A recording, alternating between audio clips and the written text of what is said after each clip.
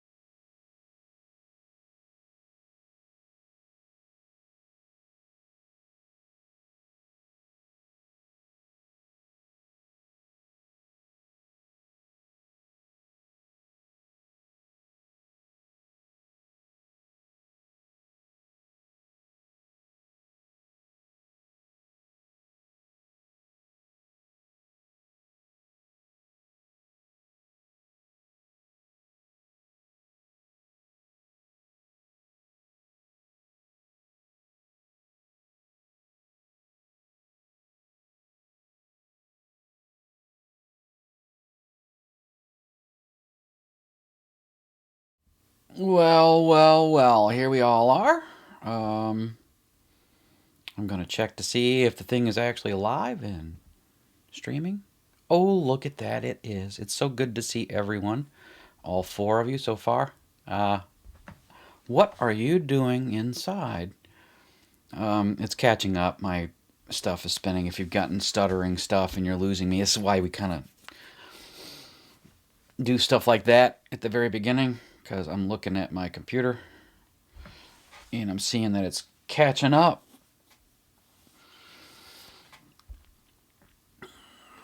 I'm just going at 10%. It'll go down in a second, but I think we got it. Yep, there we go. Good. Technology. It is everything, and it is also not so good. All right. Does us a lot of good, doesn't it? So it's good to see everybody. We are in Bible study, revisiting the favorites, week 4, Elisha and Naaman. And we are always interested in where's Jesus? Where's the Christ in these stories? Because this is our agenda given to us by our Lord when we read the Old Testament. Wrong thing. Jesus says about 4 times, well, actually twice, but it is said in Luke chapter 24 at the resurrection, 4 times. I think twice by angels, twice by Jesus, maybe 3 times by Jesus. It is necessary that the Son of Man suffer at the hand of sinful men, die, rise again on the third day, and a preaching of repentance for the forgiveness of sins in his name. It is necessary for that, right?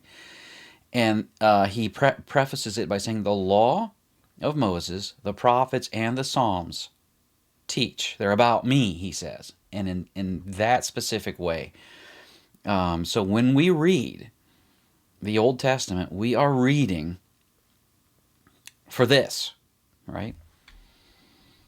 And it's called typology. It's the technical name for it. It's not hard. Typology. You have types and antitypes. If you've worked in any kind of a dye shop or had to make dyes, or maybe you did some casting, that's all that is type and antitype. And I want to remind you, it's recursion that we're looking at. Things that happen over and over and over again, and they are participating in one another, and it's this thing. That's recursion. When I say recursion, it's a mirror effect, and a mirror and a camera, or just the eye.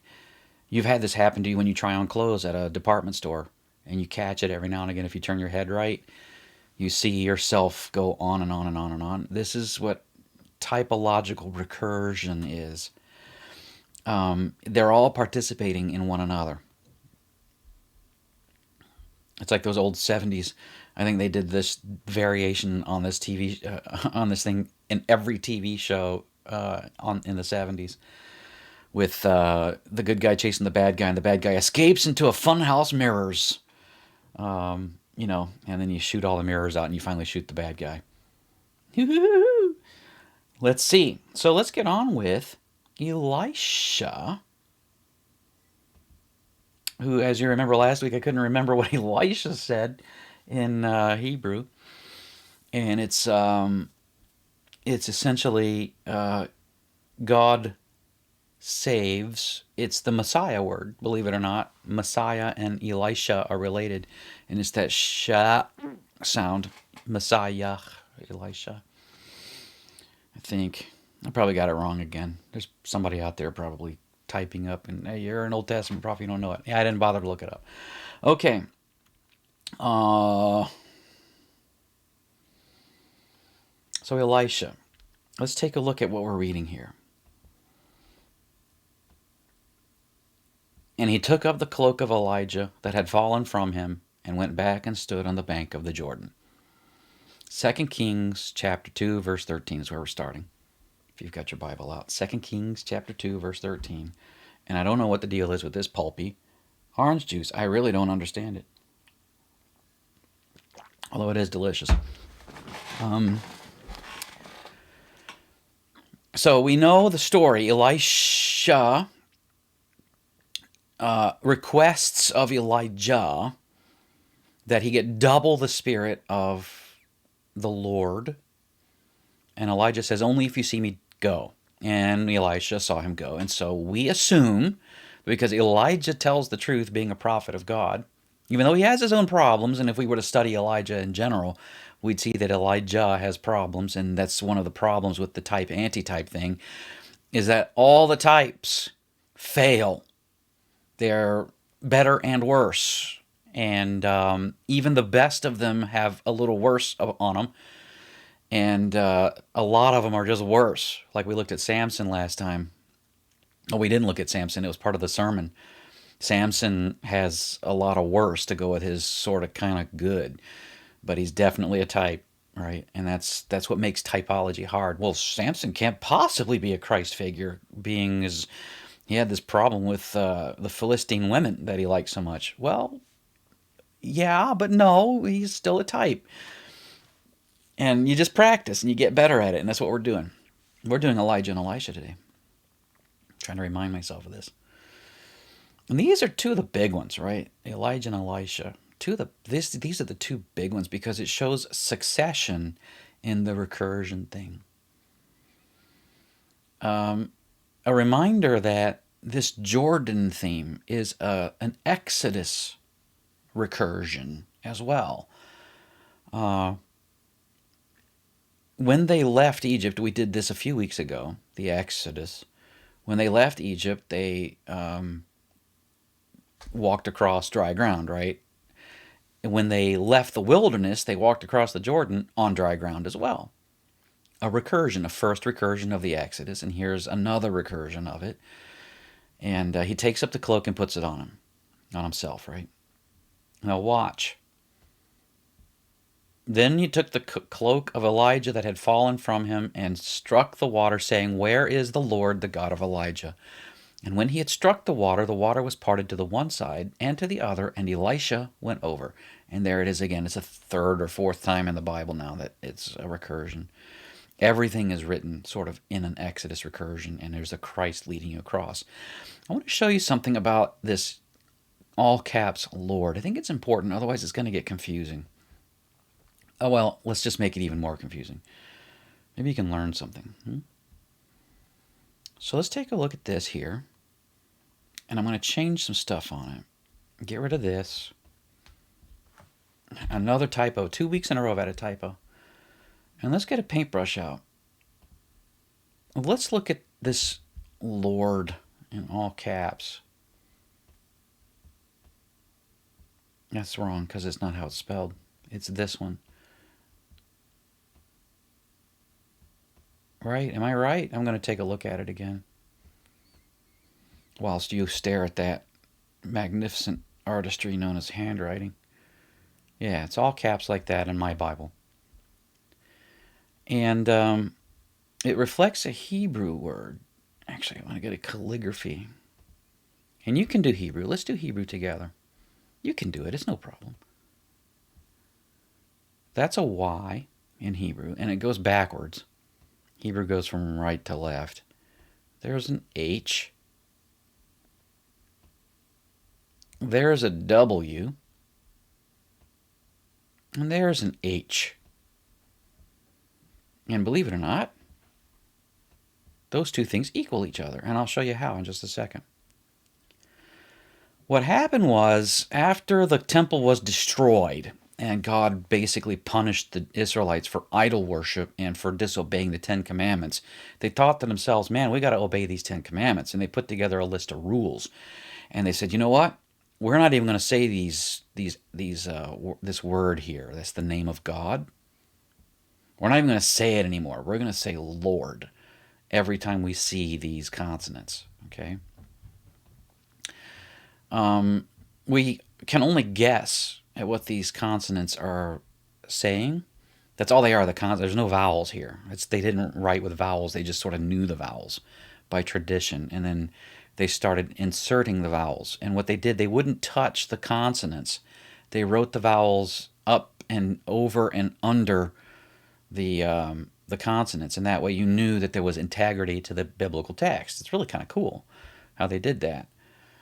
And what we know from a name like Elijah is that the first syllable in the name of the Lord is pronounced Yah, Jah. The J is the German English version of Yah, right?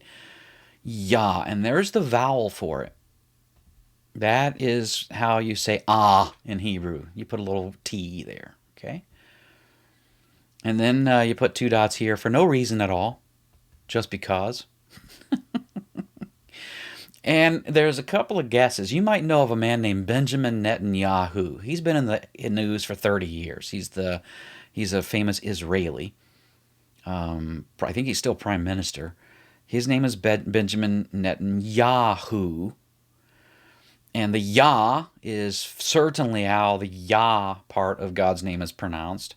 The who thing we're not so sure about. It seems to be kind of a corruption of a word, and it's okay. Yahoo, it could be the name of God, could be Yahoo, which would be awesome because of the irony. Yahoo, he's a big Yahoo, right? Probably not, though. It's probably a different word. We kind of know from other places and the way it was given to us, the name of God. And so we kind of guess that it might be pronounced weh at the end. And it's 3 dots, Yahweh. So we say Yahweh, and I will say that. You'll hear me say it. Apparently, what happened is you know this word, actually. They would not say Yahweh, they would say Adonai. Now you know this from just like prayers and stuff. The Lord Adonai or Adonai God or whatever have you. That's just the Hebrew word for Lord. It just says Lord. Okay, and that's where we get our Lord from, not relationally, but how it is in the Bible. Yahweh is translated Lord, is they were actually saying Adonai, which says in Hebrew Lord, right? Well, the Hebrew for it, Adonai, is I'm getting messaged here. What's going on? I want to make sure everything's okay. Could be somebody who should be a Bible study and isn't. Yeah, it is. I busted. I know who you are. Let's see. You spell it like this. The consonants are like this. You don't need to memorize this for the test. Okay, and you get these letters here to pronounce Adonai. Those right there. No, right, the orange ones. And that's how you pronounce Adonai. Oops, I forgot one. That's an important one. And you recognize that one. Remember that? That's the ah sound, right? From there. Ah. And what they did was, when they saw this word here, the Yahweh word, when they saw those four consonants here, when they saw that, they wouldn't say Yahweh, they would say Adonai, and they would transfer the vowels from Adonai. This is going somewhere, by the way. This you want to know for the test, actually. They transferred the vowels over from Adonai to these four consonants, and this is what happened. It's really cool, historically stuff. The first one turns into two dots, just because. Don't worry. And then you get this one here. Oops, missed it. Wrist. Yeah, you get this one moving up over here. And then you get this ah sound moving over here. Whoops, bad colors. No, don't save. Gotta move some stuff here. You get that ah sound right here, and this is what it sounds like.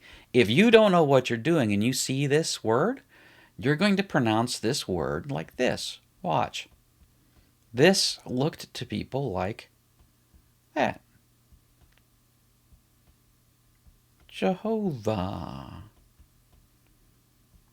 And it became a point of confusion for a long time that the name of God in the Old Testament was Jehovah. It's not. It never was, it never has been, and it never will be. It's Yahweh or Adonai. Or you just translate it as Lord. Now, I try to translate it as both Lord and Yahweh for Bible study purposes because it makes a difference along the way. That's enough of that, right? It was a little boring. But it's going to help you understand why I translate things the way I do. So let me switch back to the Bible. So he says, "Where is Yahweh, the God of Elijah?" There he is. He's sort of in the cloak, and he goes over. Right? Okay. Now, he starts doing miracles right away, but we want to look at some of the big ones.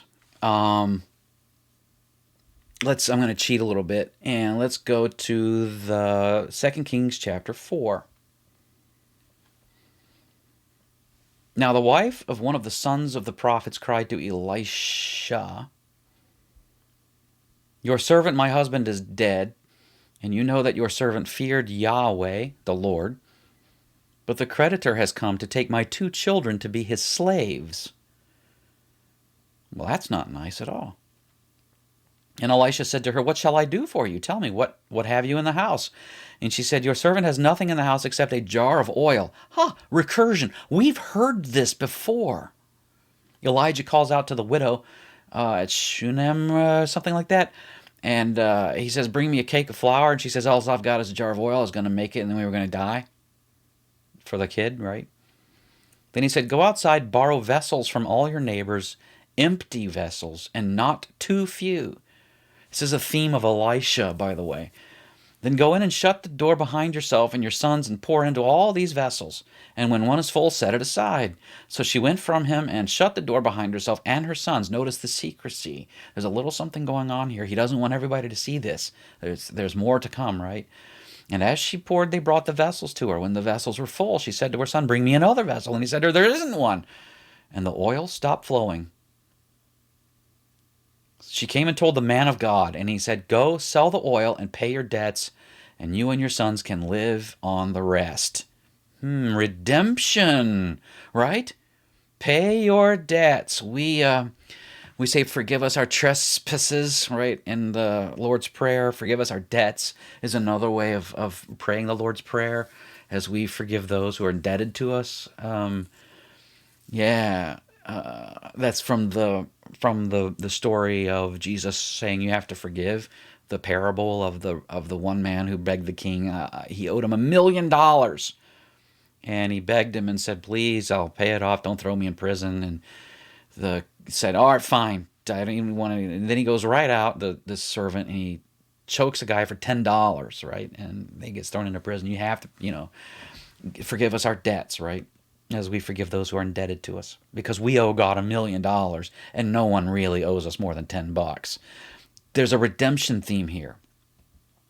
See that? It's recursion. One day, Elisha went on to Shunem, where there was a wealthy woman who urged him to eat some food. So whenever he passed that way, he would turn in there to eat food. Pastors like that. He said to her, "It's not always good for us. The doctor doesn't like it. Behold, now I know that this is a holy man of God who is continually passing our way. Let us make a small room on the roof with walls, and put there for him a bed, a table, a chair, and a lamp, so that whenever he comes to us, he can go in there." This is the instruction from Jesus to pastors, right? Be satisfied with what the people give you, right? The idea is that people are going to give you a nice place to live, right? And I'm, as I have said repeatedly over the past few months now, I'm eternally grateful, and I mean that eternally. I'm extraordinarily grateful that you have provided for me, even though I can't come to the church and do that work there. I'm kind of trapped behind a camera like everybody else, or in front of a camera. So I'm grateful, very grateful for the things you give me, knowing that I am a man of God being ordained. I've got the cloak of Elijah on me, right? We all do, all pastors do. It's comforting to know that Elijah had his own problems, because if we had to live up to Elijah, oof, man, none of us would make it. So they got things going, and so she's providing for him. Verse 11, "One day he came there, and he turned into the chamber and rested there. And he said to Gehazi, his servant," now I'd like to have a servant. If you guys want to provide me a servant, I don't think I would argue. "Call this Shunammite." When he had called her, she stood before him, and he said to him, "Say now to her, see, you've taken all this trouble for us. What is to be done for you? Would you have a word spoken on your behalf to the king or to the commander of the army?" She answered, "I dwell among my own people." So she's not an Israelite. Another non-Israelite story here. And he said, "What then is to be done for her?" Gehazi answered, "Well, she has no son, and her husband is old." He said, "Call her." And when he'd called her, she stood in the doorway. He said, "At this season, about this time next year, you shall embrace a son." And you've seen that before too. This is recursion. God comes by and visits Abraham and Sarah and says, "You shall have a son about this time next year." And Sarah laughed. And God says, "Why'd you laugh?" And she says, "I didn't laugh." "Yes, you did." And she said, "No, my Lord, O man of God, don't lie to your servant." But the woman conceived. One has to tread lightly, especially since the internet is forever, and this isn't like a small enclosed room with a handful of people around a table looking at this. But I mean, you really got to think about this. She conceived. She didn't conceive like the Virgin Mary conceived. She conceived in the ordinary way. What in the heck is going on, right? That she conceived. It seems to me that God likes it. He likes doing this. Abraham and Sarah, right? Abraham was 99 or something. And she bore a son about that time the following spring, as Elisha had said to her. See, we all have to blush, and it's a part of our American sensibilities, for better and for worse. That word again, right? I'm not saying we're bad, but I'm saying, if we were to go somewhere else in the world, in different times, in different places, we wouldn't blush at verse 17. And the woman conceived, thinking about it and just thinking about what God is actually up to here. I mean, the work he did to make this happen, for the old man and for the old woman, right? When the child had grown, he went out one day to his father among the reapers. And he said to his father, "Oh, my head, oh, my head." The father said to a servant, "Carry him to his mother." And when he had lifted him and brought him to his mother, the child sat on her lap till noon, and then he died. The drama builds. This is where, if it were a 70s TV show, we would cut to commercial. And she went up, and after we got sold some soap and some soda pop, we'd come back. And when he had lifted him up and brought him to his mother, then she called her to her husband and said, "Send me one of the servants and one of the donkeys, that I may go quickly to the man of God and come back again." Now, the reason I'm laboring over this is because the details of this faithful woman are important, and remembering that she's not an Israelite, how faithful she is. "I dwell among my own people." And he said, "Will you go to him today? It is neither new moon nor Sabbath." She said, "All is well." So her kid just died on her lap. And she said, "All is well." I heard a sermon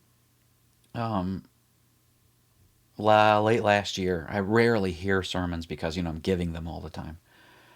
On the resurrection of Lazarus. And I've always understood the resurrection of Lazarus to be that conversation with Mary and Martha and Jesus, to be driven by anger. And I still believe that. Anger. If you had been here, my brother would not have died. But he pointed out, there's faith behind that. There is, isn't there? I mean, that's saying a mouthful. If you had been here, my brother would not have died. And then the rejoinder to I forget the sisters. I get them confused all the time. But Jesus says, "Your brother will rise again," and the one says, "I know, I will see him at the resurrection on the last day." Right? That's a heck of a faith statement. It's wonderful. It's a wonderful faith statement. It's the same thing again here. All is well. I still think that Mary and Martha are pretty upset, and she's not. This one isn't. Those of you who have been in my Bible studies on a regular basis at, St. John and Youngstown and Concordia and Newfane and Christ in St. Catherine's and St. Peter in Northridge, and where else have I done Bible studies on a regular basis? You've heard me this statement. One of the agenda items of my pastoral care is, I don't want my old people to sit on their hands and run out the clock because they're going to die and go to heaven. It's not right. You shouldn't do that. That's not the goal of a Christian. The goal of a Christian is to die and rise again. Right now. We rise now, today. It's baptismal life, right? Daily dying and rising.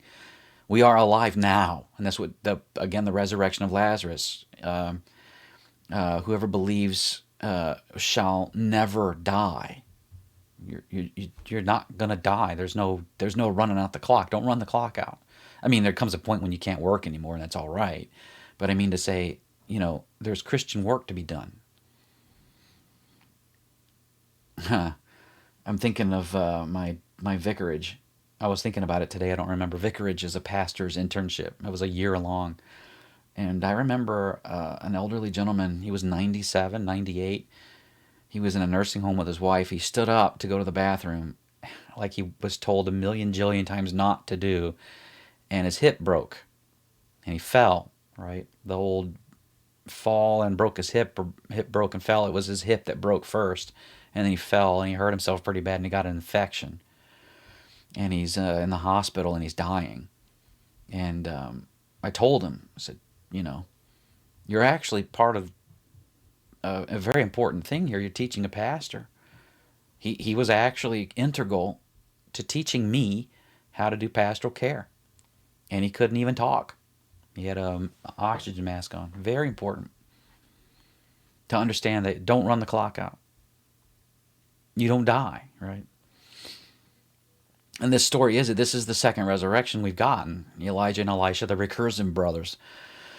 And he said, "Will you go to him today? It is neither new moon nor Sabbath." And by the way, we're building towards the baptism thing anyway, right? The Naaman story is the heart and soul of this Bible study. And we're halfway through and we're not even there yet. She said, "All is well." All right, so I'm going to skip ahead because I am running the clock out. Run at once, verse 26, to meet her and say to her, "Is all well with you? Is all well with your husband?" This is Elisha, or the servant, maybe. Is all well with your husband? Is all well with the child? She answered, "All is well." And when she came to the mountain, to the man of God, he's like a guru, she caught hold of his feet, and Gehazi came to push her away. Yeah. But the man of God said, we see this in the disciples too. Remember how they were indignant, or they told that it was Jesus that was indignant. They told the kids to get away from Jesus, and he was indignant with them. "Let the little children come to me." But the man of God said, "Let her alone, for she is in bitter distress.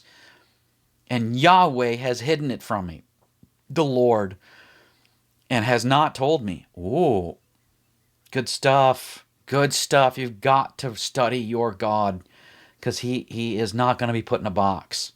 And the more you let him out of your box, the more he's going to do for you. When you study these stories, we don't have time to go through this. What do you mean he's hidden it from the Elisha, the one with double spirit? How is that possible? I don't know, but he has. Then she said, did I ask my Lord for a son? Didn't I say, don't deceive me? She did. He said to Gehazi, "Tie up your garment and take my staff in your hand and go. If you meet anyone, do not greet him." Look, life brings pain, doesn't it? No one should suffer the death of a child. And it has become unusual, not unheard of, but unusual in these days to suffer the death of a child. And it is a tremendous tragedy when it does happen. But it did happen far more frequently in the days before penicillin, not 100 years ago, right? Infant mortality, children mortality, and it was just a more dangerous world in some ways, here anyway. But you can see the grief, even though it was more common, they weren't callous to it. Some people were callous, but they'd be callous people. But a typical person wasn't callous to losing a child to an accident or to an illness. This was horrible for her. It was horrible. And she's mad at the man of God for bringing her this pain. I would rather not have had the son, right? She's going to have this pain. And this is the answer. This is the answer to people who suffer the loss of a child. And it's the answer for anybody who suffers a loss of any kind.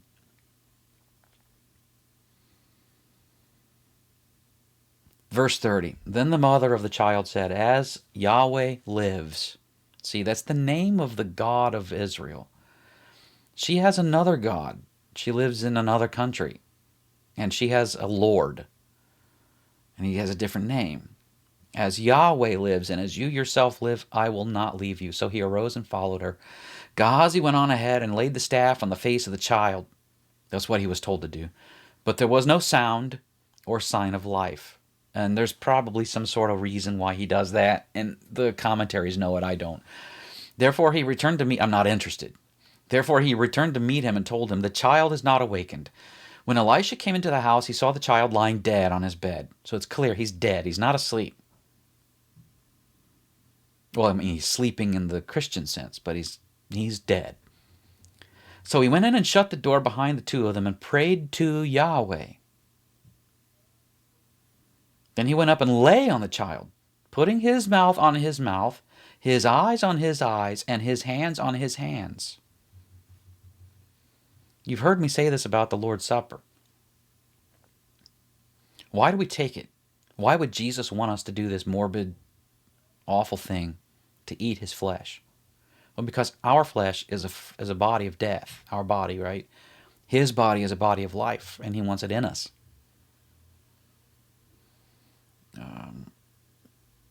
You have it here. He's breathing his spirit into this child. And as he stretched himself upon him, the flesh of the child became warm. Then he got up again and walked once back and forth in the house, and he went up and stretched himself upon him. The child sneezed 7 times, and the child opened his eyes. Then he summoned Gehazi and said, "Call this Shunammite." And he called her, and when she came to him, he said, "Pick up your son." She came and fell at his feet, bowing to the ground. Then she picked up her son and went out. All right? Pretty good. That's the answer. For any one of you who have suffered loss, there's your answer. When we struggle a lot with prayer, right? And when we get what we want now, we say God answers prayers. See, God always answers prayers, and he always answers it with yes. The problem is our perspective. Yes, not now is one way of putting it. Not right now, but yes, in the resurrection. You get it all back. You get it all back. And that sets up the story of Naaman in baptism and how it is that we're put into this relationship with God. Naaman,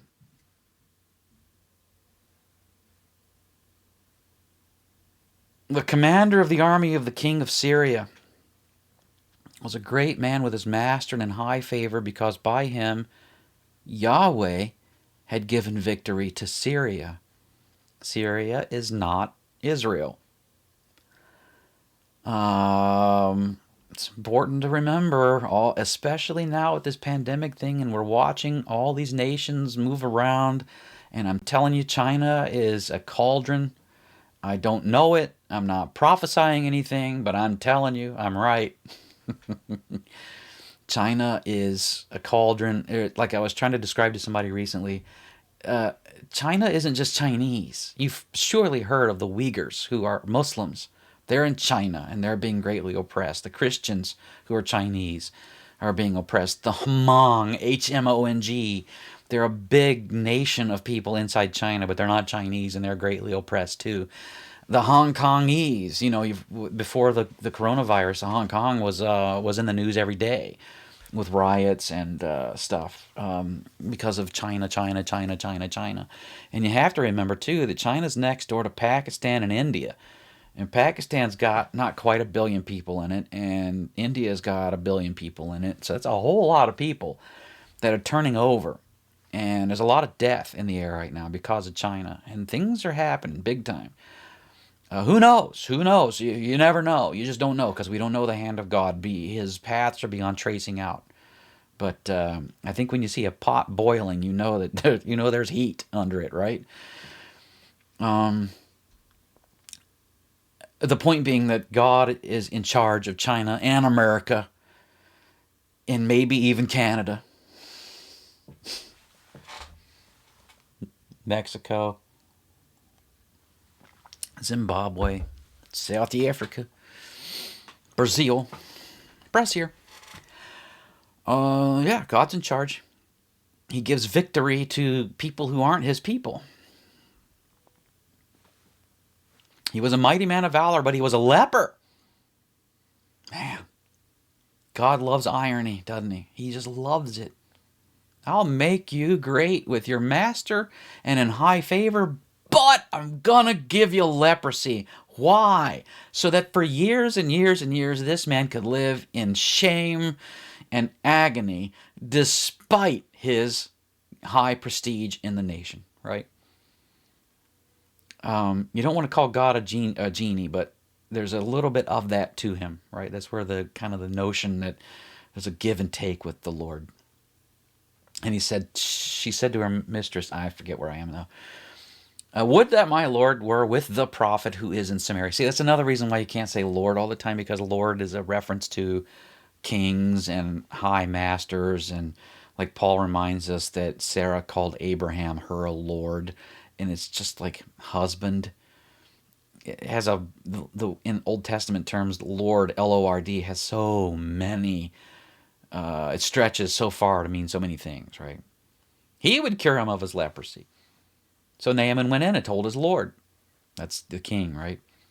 Thus and so spoke the girl from the land of Israel. And the king of Syria said, Go now, and I will send a letter to the king of Israel. So he went, taking with him 10 talents of silver, 6,000 shekels of gold, and 10 changes of clothing. That's a pretty nice gift. They weren't made in China, neither. And he brought the letter to the king of Israel, which read, When this letter reaches you, know that I have sent you to Naaman, my servant, that you may cure him of leprosy. Gotta love this stuff.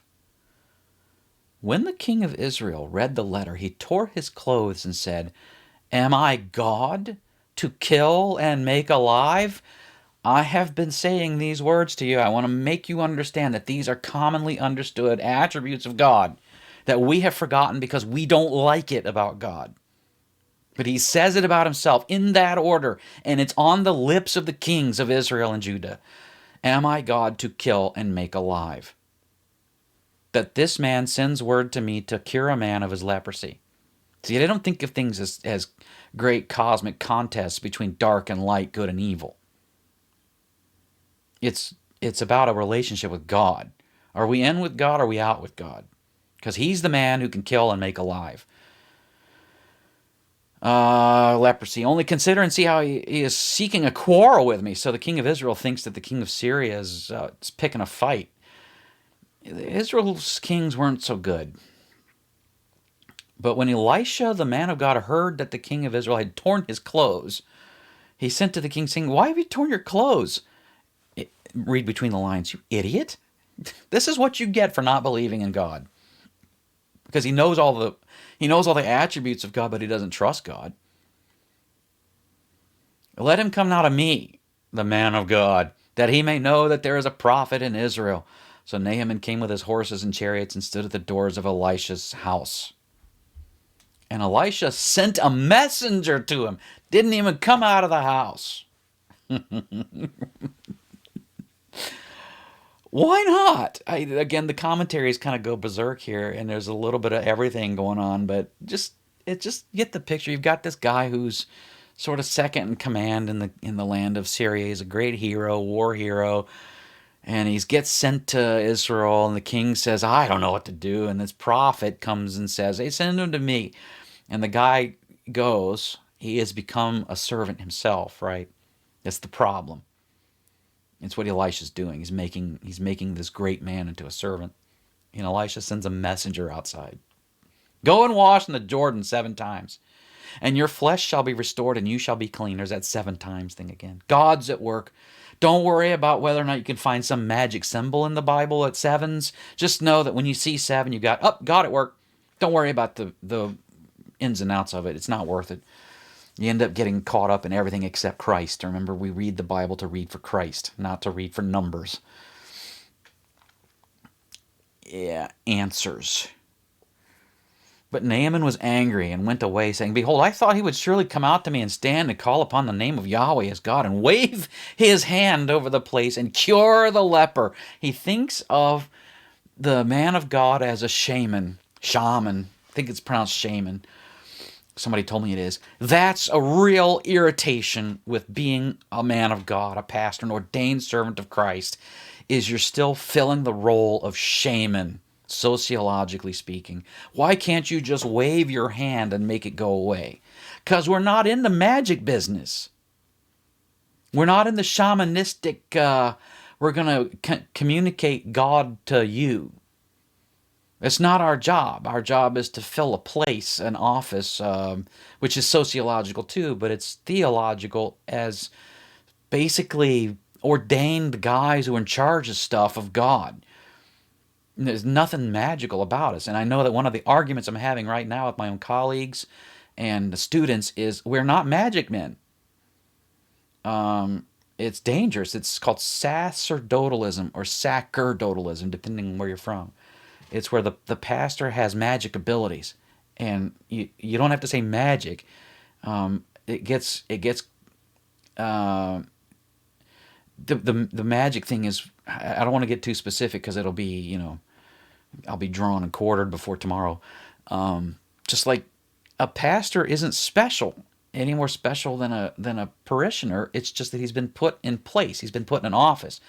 In the same way that a governor of the state of New York isn't special, he just so happens to be put in the governor's office, and you should be respectful of him as respectful of God. That's the fourth commandment stuff. This is God's representative to you. They're not conduits. They don't have a way to tap into God's power to give you especially. They are representative of God to you, which is an important distinction. You need to make those distinctions. The government thing really works well. How does order come to the church? Through pastors. How does order come to the state? Through governors, right? That's what pastors are for. I'm right about that. We are specialists in the Word of God. We are not specialists in making divine things happen. God makes divine things happen. We don't wave our hand and make you get better. We pray for you just like everybody else prays for you, and according to the will of God, you get better or you die. Or you don't get better and you just suffer like this poor Naaman guy does. Now, I like this too. So he'll wave his hand over the place and cure the leper like a magic man. Aren't Abana and Pharpar, the rivers of Damascus, better than all the waters of Israel? Yes, they are. The Jordan River was muddy and kind of right? More of a stagnant creek most of the year because, it didn't have much water in it. And where does it go? To the Dead Sea. Another irony, right? Washing in the Jordan gives you life, even though it's part of the Dead Sea. It's just beautiful stuff that God does when he just turns everything upside down and inside out. Or as my mom said when she was learning English, left side out. It's so endearing.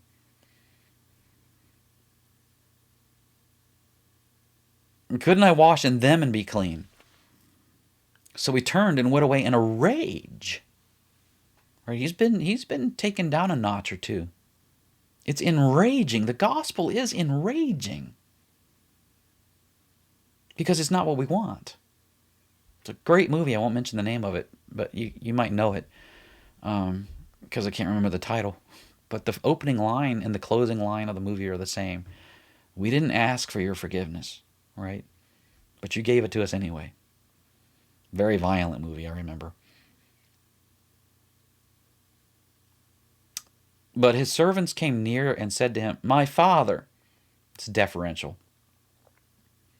Like when you go up to a guy who kills people for a living and he's mad, generally you want to mollify him first.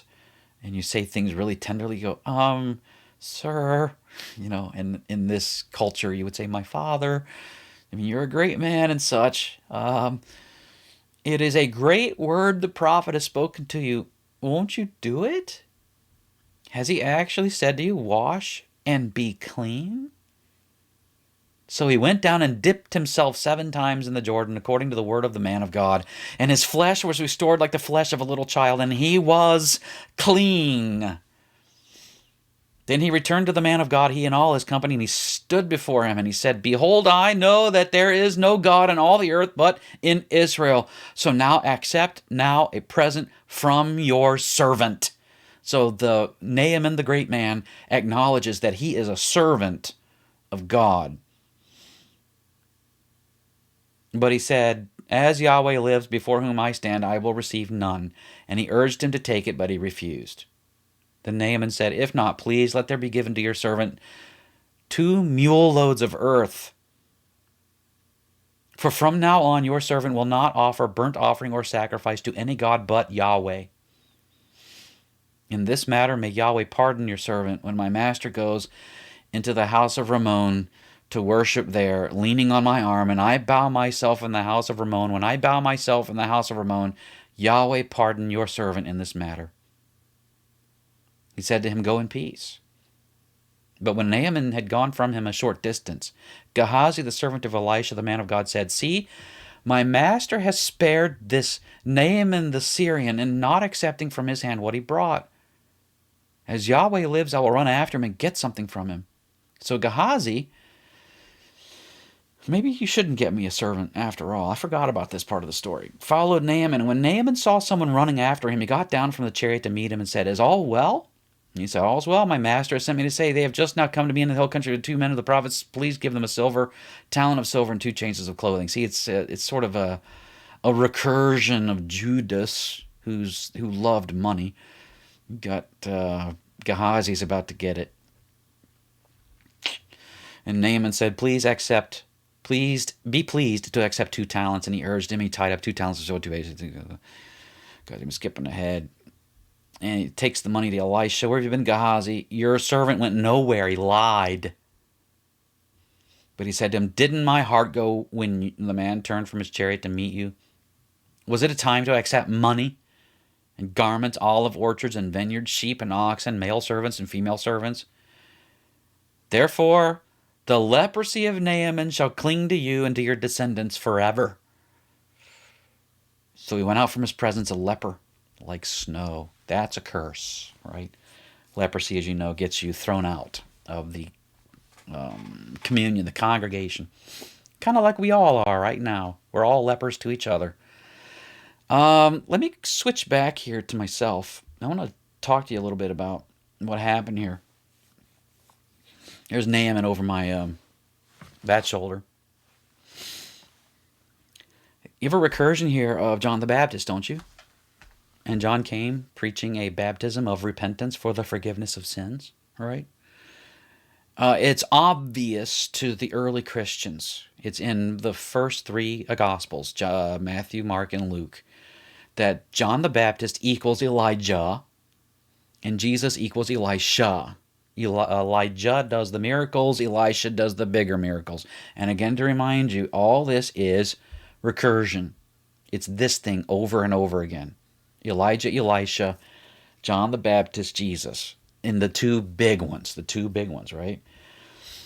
That's why there's this question on everybody's lips. Is it Elijah? And then when he's on the cross, he says, "Eli, Eli," or "Eloi, Eloi, lama sabachthani." He's calling for Elijah. Isn't Elijah supposed to come? And Elijah is supposed to come, and Luke actually cites the chapter and verse. Well, not chapter. He cites the words of the prophecy from Malachi there, who I guess is Calabrese, which means he's practically paisano to Sicilians. Malachi. It's my wife's grandpa's favorite joke. Malachi, the only Italian prophet in the Bible. Malachi, right? Malachi, rest in peace. Great man. The guy was Italian. He was raised in the Italian neighborhood in St. Louis, and he married a German Lutheran girl after World War II. Her father tried to stop it. And, it's one thing for a Catholic German to convert to Lutheranism to get married. Lutherans are like, all right, we can take a German who's Catholic and turn him into a Lutheran. We can do that. But this Italian, and he wasn't Catholic, he was Methodist. Man, the whole world must have just flipped over. And he became a prominent member of a church in Indianapolis, as they say in Indiana. Indianapolis there. I think St. John is it Raymond? I don't know what street it is. But St. John in Indianapolis. He was a prominent member for many, many years till he died. Rest in peace, Grandpa. Malachi. Elijah will come, and he will turn the hearts of the fathers to the children, and the hearts of the children to the fathers. And the longer I'm a pastor, it's been roughly 20 years now, the longer I'm a pastor, the more I recognize that this is the pastoral ministry. This is what God wants, because I can feel my sins against my children pile up as I get older. And I, like a fool, had 2 more kids at the end of my childbearing years, my wife's childbearing years. And I got kids till now until I'm 60-something years old, God willing. And I can only imagine how many times I'm going to sin and how great sinfulness I'm going to do to them. And of course, the other way around too. How much are they going to hurt me? And the more I sin against my own children and recognize it, the more I forgive my own parents for all the things I held against them. And that's the gospel. It's mostly about that first, and then after that, it's easy to forgive everybody else, isn't it? That's Elijah coming. It's John the Baptist coming and saying, "Hey, look, you brood of vipers, who warned you to flee from the coming wrath?" If you have, that's the Matthew version, the Luke version, if you've got 2 of something and you see somebody who doesn't have one, why don't you give them one? Let's it's not communism, but it's like you've got 2, give 1, right? Communism is if you got 2, give them both to the state, and the state will just keep them. So on and so forth, right? It's about reconciliation to those who are closest to us, our husband and wife relationship, our children-parent relationship. That's what is being healed here. Elijah and Elisha are coming to do this. And John comes, and then Jesus comes preaching a baptism for the remission of sins. He does that all through John's gospel, the whole washing of the feet thing.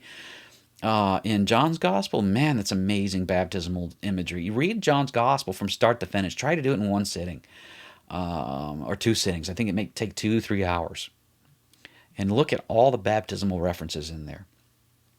Anyway, so you got this baptismal theme going on. It's how we get in to the relationship with God, and that's how he's starting to fix the thing with our parents and our children, and vice versa, right? Up and down, right? That way, the generations. Excuse me. And you have this other thing too, this recursion. I'm going to show you the picture one more time. Recursion. It keeps going. It's not just John and Jesus. It's not just Elijah and Elisha. Listen to this one. They asked Jesus in the Gospel of Mark something like this: "Is it true that Elijah has to come first?" And Jesus says, "Well, Elijah has come." And in this case, he doesn't say it's John the Baptist. See, if John the Baptist can be Elijah and Jesus can be Elisha, why can... hold on to your hat. If it can be true that Elijah is John the Baptist, or John the Baptist is Elijah, and Jesus is Elisha, why can't it also be true, because it's recursion, that Jesus is Elijah, and then when he comes again, he is Elisha? Because the miracles of Jesus are pretty knock 'em out, right? And this resurrection of the dead that Jesus is coming is going to be Elisha grandiosity. So it works like this. Elijah and Elisha are types of Christ all by themselves, right? Elijah the one, and Elisha the greater, double the Spirit. Along comes John the Baptist. He's clearly the Elijah to Jesus' Elisha. It's clear. It's obvious. So that's easy. John the Baptist is a type of Christ in the line of Elijah. Good. Jesus, in that frame, is Elisha, and he's a type of himself. He's the antitype, right? That's what it means to be the antitype. He's the thing we make all the types from. But what if it's also true that Jesus is the Elijah to his own second coming? That when he comes again, we will see that Jesus was Elijah too. That's how recursion works, and that's why typology is hard. And that's why when you go back, you have to reread these old stories that you read as children, and you know them by heart as children. You know all this stuff. He dipped himself in the Jordan 7 times, and he came out clean as a whistle, right? Well, did you see the baptism theme? Did you see the recursion of the Exodus there? We forgot about that part because the whole Jordan thing before, when Elisha struck the thing with the cloak and Elijah had struck the thing with the cloak, which the priests had done with their toes when they came out of the wilderness, which is the recursive of the Exodus, right? Did you see that? And that's baptism, is a recursion of Exodus, right? All this stuff, you have to read it over and over again as an adult, and you see things, you see more and more and more of this recursion, and you see Christ more and more clearly. Clearlier? Clearer. You see Jesus clearer. And it's an important thing to do because he starts talking to you. Like I said, with me pointing it out to you, I can show you, look, whoever among you has suffered loss of a child, loss of a husband, loss of a wife, loss of someone you loved very dearly. Like just me in person. My best friend, Peter Kelm, who is dead now 2 years, almost 3. It was a great loss, and I was angry, am angry about it. Bitter, deeply distressed, as Elisha says about this. He gives her the son back. I'm going to get Peter back. And in a way, I've already got him back because of the whole baptism thing, right? I'm not going to die, and neither is Peter. Peter's not dead. Your loved one isn't dead, but lives, and lives with Jesus. That's what we're always looking for when we read the Old Testament. It's everywhere in the Old Testament. One of these days, we're going to finish up, what did I call these? The revisiting the classics, the favorites or something like that. We're going to get into stuff that is more obscure, and it will light your hair on fire. Some of the promises that are yours to grab hold of, buried in Leviticus, a book that no one ever reads. You avoid it like the plague. Anyway, enjoy this one. I'm about done. And as always, if you have any questions or any such thing, call me, or don't call me. Email me, text me. You can call me if you've got my number. I'm not giving my number out here though. Give me some heads up, and I'll see you. Take care, everybody. God bless you. And remember, you are baptized